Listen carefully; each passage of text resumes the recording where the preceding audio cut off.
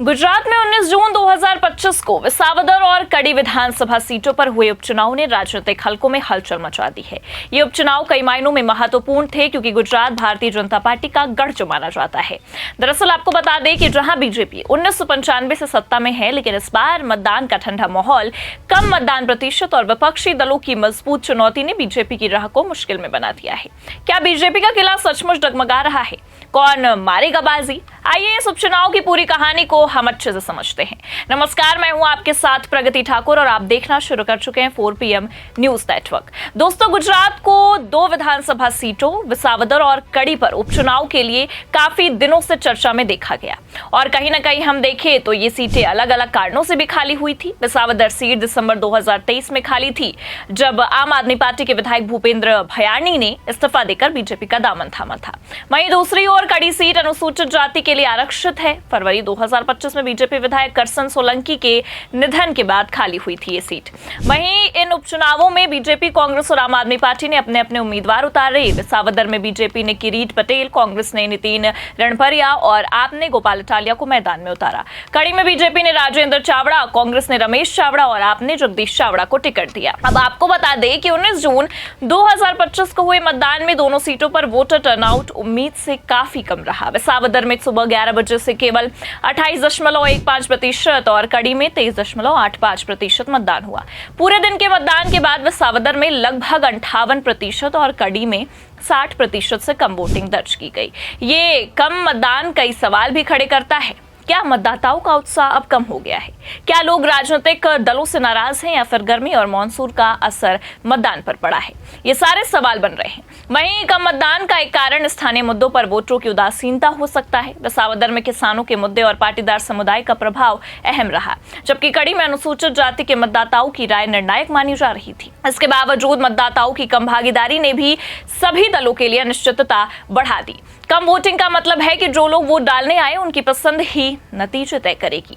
गुजरात में बीजेपी का दबदबा लंबे समय से कायम है, ये आप भी जानते हैं। 2022 के विधानसभा चुनाव में बीजेपी ने 182 में से 156 सीटें जीतकर रिकॉर्ड जो बनाया था, लेकिन विसावदर सीट बीजेपी के लिए पिछले 18 साल से चुनौती है। 2022 में इस सीट पर आपके भूपेंद्र भयाणी ने बीजेपी के उम्मीदवार को हराया। इस बार भी बीजेपी ने किरीट पटेल जैसे अनुभवी नेता को उतारा, जो जूनागढ़ में पार्टी के पूर्व जिला अध्यक्ष और सहकारी क्षेत्र के बड़े नेता है।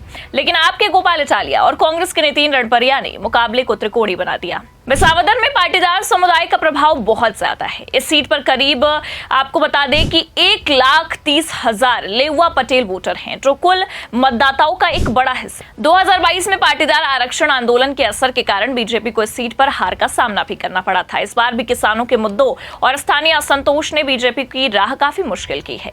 आपके गोपाल इटालिया ने स्थानीय मुद्दों को जोर शोर से भी उठाया, जिससे बीजेपी को कड़ी टक्कर भी मिली। कड़ी सीट पर बीजेपी को थोड़ा सहज माहौल भी मिला, क्योंकि ये की परंपरागत सीट रही है, लेकिन कांग्रेस के रमेश चावड़ा 2012 में इस सीट से जीत चुके हैं। उन्होंने मजबूत चुनौती पेश की। आपके जगदीश चावड़ा ने भी अनुसूचित जाति के वोटरों को लुभाने की पूरी कोशिश की। बीजेपी ने सीट पर अपनी पूरी ताकत झोंकी, लेकिन कम मतदान ने उनके लिए जोखिम बढ़ा दिया। आपने इस उपचुनाव को अपनी स्थिति मजबूत करने के मौके के रूप में देखा। 2022 के विधानसभा चुनाव में आपने गुजरात में 5 सीटें जीतकर राष्ट्रीय पार्टी का दर्जा हासिल किया था। विसावदर में आपके गोपाल इटालिया ने किसानों के मुद्दों और बीजेपी की नीतियों की आलोचना पर जोर दिया। आपने यह भी दावा किया कि बीजेपी और कांग्रेस की मेल मिलाप की राजनीति से लोग तंग आ चुके हैं। कुछ एक्स पोस्ट में आप कार्यकर्ताओं ने यह दावा किया कि विसावदर में उनकी जीत पक्की है और भारी जन समर्थन का दावा किया गया। हालांकि आपको भी चुनौतियों का सामना करना पड़ा। कुछ एक्स पोस्ट में आरोप लगाए गए कि बीजेपी ने विसावदर में कमजोर उम्मीदवार उतारकर और प्रचार में ढील देकर आपकी जीत को आसान बनाया। ये दावे कितने सही हैं ये स्पष्ट नहीं है, लेकिन इनसे राजनीतिक हलकों में चर्चा जरूर है। वहीं कांग्रेस ने इस उपचुनाव को बीजेपी के गढ़ में सेंध लगाने के अवसर के रूप में देखा। कड़ी में रमेश चावड़ा को टिकट देकर कांग्रेस ने अनुसूचित जाति के वोटरों को लुभाने की पूरी कोशिश की। विसावदर में नितिन रणपरिया ने स्थानीय होने का फायदा उठाया और स्वाभिमान की लड़ाई का नारा दिया। कांग्रेस ने बीजेपी पर बूथ कैप्चरिंग और फर्जी वोटिंग के आरोप भी लगाए। कुछ एक्स पोस्ट में यह दावा किया गया कि विसावदर में मतदान के दौरान सीसीटीवी लाइव स्ट्रीमिंग बंद कर दी गई, जिससे धांधली की आशंका जताई गई। अब आपको बता दें कि उपचुनाव के दौरान कई विवाद भी सामने आए। आप और कांग्रेस ने बीजेपी पर बूथ कैप्चरिंग और फर्जी वोटिंग के आरोप लगाए। कुछ एक्स पोस्ट में दावा किया गया कि विसावदर में पोलिंग बूथ पर सीसीटीवी लाइव फुटेज अचानक बंद कर दी गई, जिससे चुनाव आयोग की निष्पक्षता पर सवाल उठे। एक पोस्ट में यह भी कहा गया कि बीजेपी उम्मीदवार ने नियमों का उल्लंघन करते हुए पार्टी के प्रतीक के साथ फोटो खींच जानबूझकर सोशल मीडिया पर डाला। वहीं दूसरी ओर एक एक्स पोस्ट में यह भी आरोप लगाया गया कि बीजेपी ने जानबूझकर विसावदर में कमजोर प्रचार किया और आपको जीतने में मदद की। ये दावे कितने सही हैं, ये जांच का विषय है, लेकिन इनसे चुनावी माहौल में तनाव जरूर बढ़ा है, ये बिल्कुल देखा जा रहा है। बता दें कि 23 जून 2025 को मतगणना होनी है और इसके नतीजे भी बताएंगे कि बाजी किसके हाथ लगेगी। विसावदर सीट त्रिकोणीय मुकाबले का एक गवाह बनी।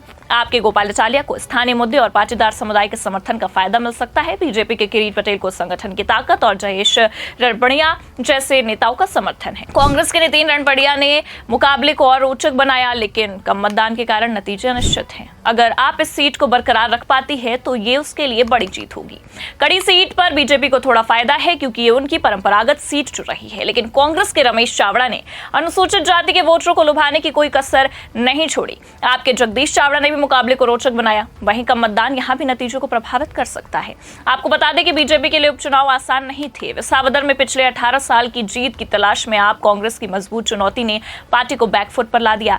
इसके अलावा किसानों के मुद्दे, पाटीदार समुदाय का असंतोष और स्थानीय नेताओं के बीच आपसी मतभेद ने भी बीजेपी की मुश्किलें बढ़ाई। वहीं कड़ी में बीजेपी को संगठन की ताकत का भरोसा है, लेकिन कम मतदान और विपक्ष के आरोप ने माहौल को कठिन बना दिया। अगर बीजेपी इन दोनों सीटों पर जीत हासिल करती है तो ये उनके गढ़ को और मजबूत करेगा, लेकिन अगर आप या कांग्रेस बाजी मार लेती है तो ये बीजेपी के लिए बड़ा झटका होगा।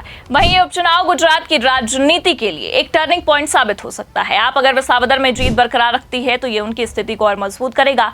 कांग्रेस के लिए उपचुनाव अपनी खोई जमीन वापस पाने का मौका है। बीजेपी के लिए अपनी बादशाही कायम रखने की चुनौती। वहीं कम मतदान और विवादों ने इस उपचुनाव को और भी रोचक बना दिया है। नतीजे न केवल स्थानीय राजनीति बल्कि 2027 के विधानसभा चुनाव के लिए भी माहौल तय करेंगे। क्या गुजरात में बदलाव की लहर शुरू हो रही है या बीजेपी अपने किले को और मजबूत करेगी? इसका जवाब 23 जून को हमें और आपको दोनों को मिल जाएगा।